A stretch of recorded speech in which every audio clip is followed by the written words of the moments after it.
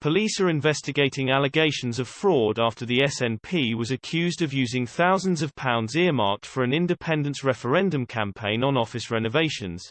The investigations centre around allegations of fraud surrounding more than £600,000 that was raised after an appeal by the SNP in 2017. The SNP pledged that the money raised in its 2017 appeal would be kept aside for a future referendum campaign. Officers are expected to issue warrants shortly to obtain financial material from the party. As they look into 19 complaints about the fund described as ring-fenced, they are expected to interview Peter Murrell, Nicola Sturgeon's husband and chief executive of the SNP. They will also speak to MSP Colin Beattie, who was reinstated as party treasurer last month, and several former party officials who recently resigned over not being shown full accounts by Mr. Murrell. They include the MPs Joanna Cherry and Douglas Chapman, the party's former treasurer, and 3 members of the SNP's Finance and Audit Committee. The SNP declined to comment on allegations £385,000 of the donations were spent on a refurbishment of its offices near the Scottish Parliament. The SNP also refused to comment on allegations the money was spent on legal costs for Mr. Murrell and his chief operating officer, Sue Ruddock, in relation to a parliamentary inquiry into the handling of harassment claims against Alex Salmond, the former SNP leader and First Minister.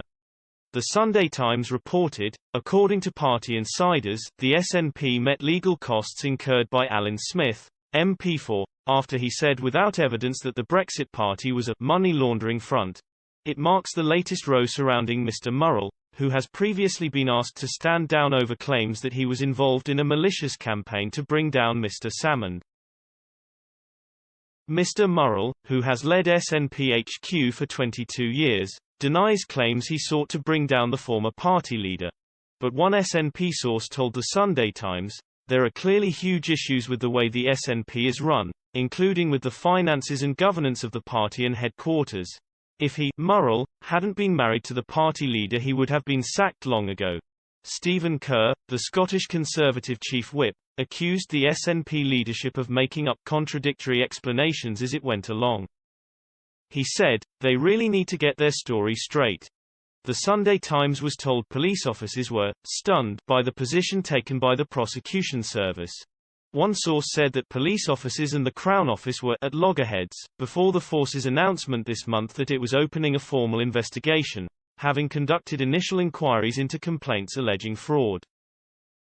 Mr. Kerr then added, "The police must be allowed to investigate without any potential interference which undermines their efforts to find out the truth. That would be completely inappropriate and would only raise further suspicions among the public if the Crown Office were to question what officers were doing."